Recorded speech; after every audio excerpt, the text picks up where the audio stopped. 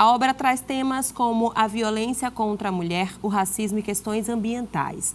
Aqui ao meu lado a escritora Ruth Ferreira, que nos traz mais detalhes de como foi a construção desse livro. Ruth, é um prazer recebê-la aqui. É um prazer estar aqui também. Para a gente começar, eu queria saber qual foi sua maior inspiração para escrever esse livro, Ruth? Esse livro ele vem de muitas inspirações, né? Foram muitas coisas que construíram essa história, mas eu acho que tem alguns pontos mais marcantes. Primeiro, a peça Antígona, né? Esse livro ele traz uma referência a essa peça do Sófocles. Eu sou formada em teatro, então o teatro, a dramaturgia sempre está presente no meu processo. Essa história do Sófocles, dessa irmã que tenta dar um repouso ao irmão morto, então parte daí. E também em memórias pessoais, né? A minha família é de Tutóia, e em Tutóia a gente tem essa relação com o litoral, com o manguezal, enfim, são muitas relações com a natureza.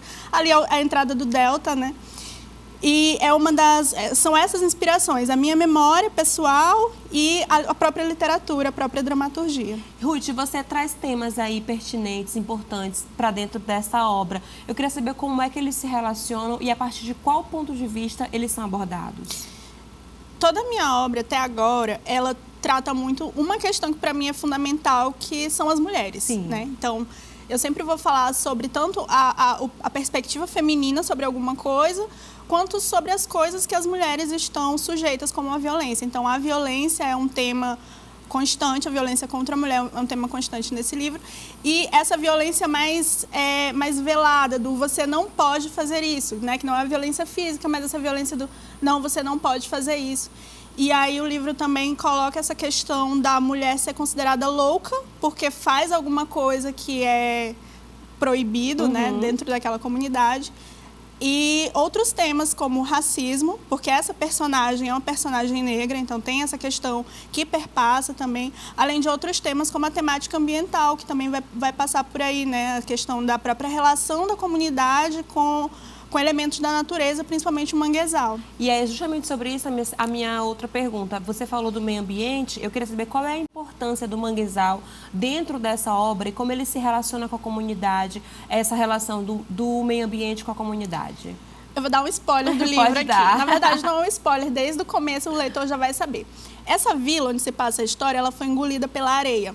E aí você sabia que numa cidade, eu acho que do Espírito Santo, aconteceu isso de verdade por conta do desmatamento. Sim. E quando eu vi essa história, eu fiquei, gente, é isso aqui, era o que estava faltando para eu entender o que eu ia fazer com essa vila. O manguezal, ele tem essa importância dentro da história como elemento encantado. No meu primeiro livro, o rio era o elemento encantado. Sim. E aí nessa história é o manguezal. Quem se perde no manguezal não consegue voltar. Então, o manguezal é um elemento proibido para aquela comunidade, tanto que ele é o único elemento da natureza ali, de certa forma, respeitado, né, dentro dessa coisa do desmatamento e tudo mais. E aí, eu queria saber como é que foi o processo de criação, no sentido da interação com as pessoas. Como é que foi essa participação? A interação com os leitores, ela é uma característica da minha produção desde o primeiro livro, né? Legal. Porque eu coloco na internet, gente, eu estou escrevendo um livro, gente, eu estou escrevendo um conto, e eu tenho essa interação de volta.